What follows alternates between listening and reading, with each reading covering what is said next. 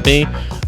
This is the first really like main continuity comic that we're doing on this show, like the first one that covers like a major character, and I kind of wanted to stay away from like major well-known characters just because like in their main comic series there's not a lot you can do with them, and there's not a lot of like discussion. Like the character of Batman, we know who he is. He goes out at night and he stops criminals. And why I wanted to do Batman White Knight is because you are seeing him as a totally different person than you would normally see him in all the movies or all the comics.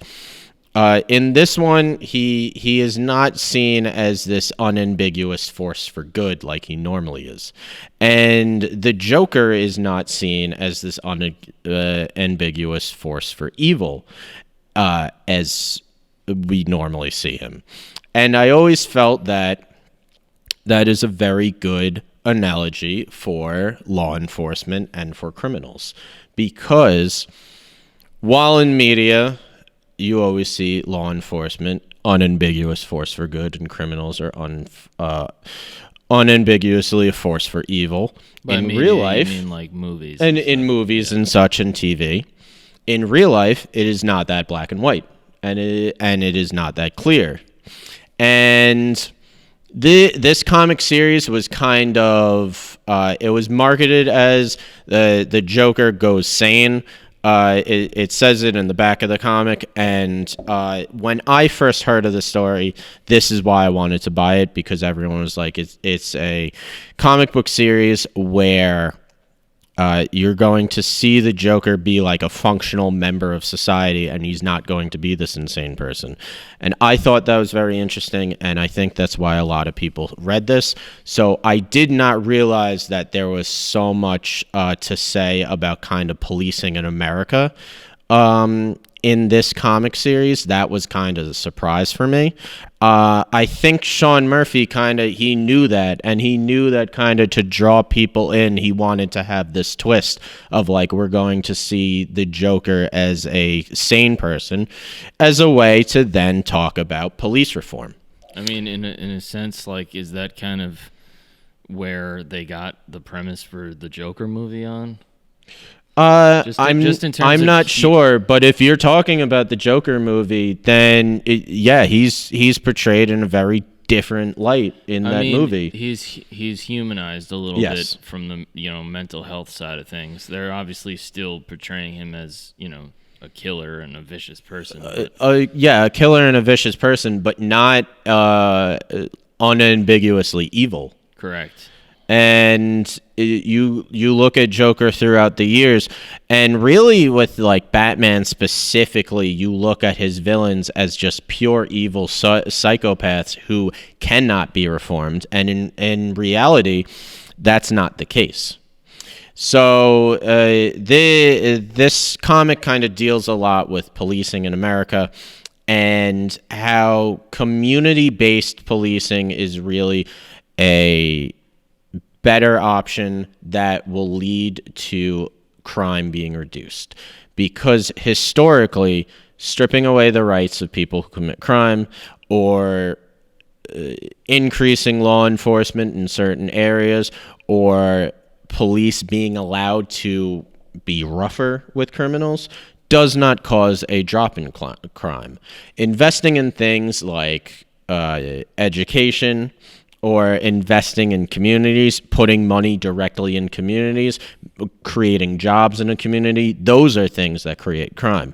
And you look at criminals, you look at criminals, and I mean, we talk on this channel a lot about the reason why people commit crimes. If you're talking about economics, it's economic, it's social issues. If you want to talk about, we talk about organized crime a lot, why kind of different ethnic groups stick together and create organized crime, and a lot of it is social issues. A lot of it is a way of kind of rising up economically. We talked in our video on Atlanta kind of about they're in a situation where they view it as crime is their only viable option of survival. I'm reminded of a great Rock Marciano line from the song "Rough Town." He says, "I'm dangerous at my brokest." Yeah, exactly. And this sees the Joker.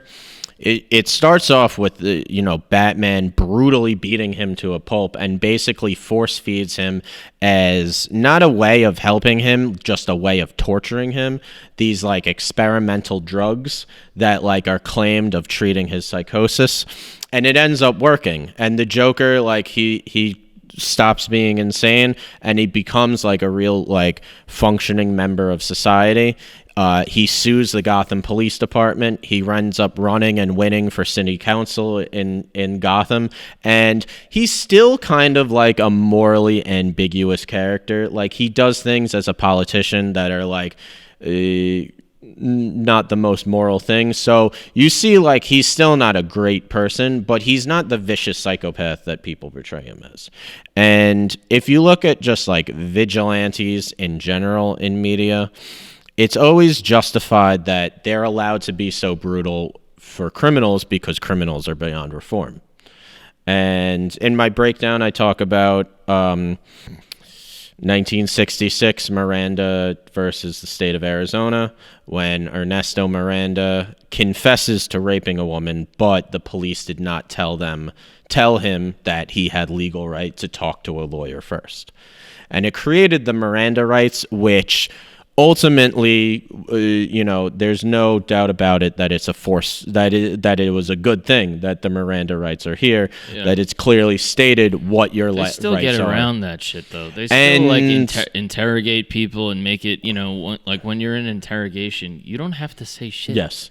But it's also worth noting that like in 2010 there was another court appearance, that there was another Supreme Court decision that basically got rid of the Miranda Rights, that basically stated that that it's become common knowledge that you have the right to remain silent and the right to an attorney. So if you say something incriminating before they read you those rights, then it still counts against you. So you talk about the Miranda Rights. They're basically not on the books anymore. I mean, police still need to read that to you if you're arrested, but it doesn't mean anything anymore. Well, what do you mean? I mean, if you say something after that's been read to you. If you say something before that's been read to you, that can still count against you. Yeah. Before 2010, anything you said before you read your Miranda rights could not be used against you in court because the police have not informed you of your rights yet. Right. But the problem that a lot of Americans saw with the Miranda rights was that Ernesto Miranda was guilty. And he was tried again, and he was found guilty again because there are eyewitnesses. But people kind of saw this as the U.S. government being like soft on crime and being soft on criminals. And it's the late 60s and really into the 70s and into the 80s that you have this like renegade cop. This renegade cop, like most famous is Clint Eastwood, Dirty Harry, where I don't know if you've seen Dirty Harry or not. I just know it because it's Clint Eastwood is this cop who just is horrible to criminals, and he's always clashing with people who are like, you gotta, people have rights, and he's like, these savages don't have any rights. And I just watched Killer Clowns from Outer Space, and the main cop in that is like the same thing, where he just doesn't. But in Dirty Harry, it's like that's the only way to stop these people, because criminals are so savage and they're so heartless and they'll do whatever, that the only solution is for cops to just not obey the law, which is the most ridiculous thing ever. But it's a can of worms and a half. That's what was the sentiment in a lot of these films in the 70s. I mean, everybody now, it's almost like a joke now of like, he's a renegade cop who doesn't play by the rules. But those were the movies. Shout out to Michael Dowd. Yeah. Oh, The Michael 7'5". Dowd, 7'5". Yeah, a renegade cop who didn't play by the rules because he sold drugs. But that's what people were going into the theaters to see in the 70s, and it led to, in kind of all media, of just criminals are criminals. That's all there ever be. They're not human beings. And you look at Batman, showed that too. In the late 70s and 80s, there was this comic book writer named Frank Miller. And Frank Miller, he made the heroes at their most violent and the criminals at their most savage. Some of his comics are like borderline fascist, where he's saying like, no, this is the only solution. We can't let these people have rights. These people are savages.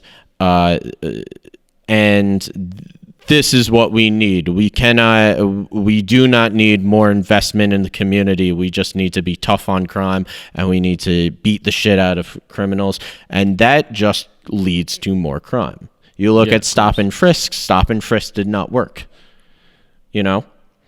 And if vigilantism in real life never works. You look at Bernie Getz, who shoots 5 people on the subway.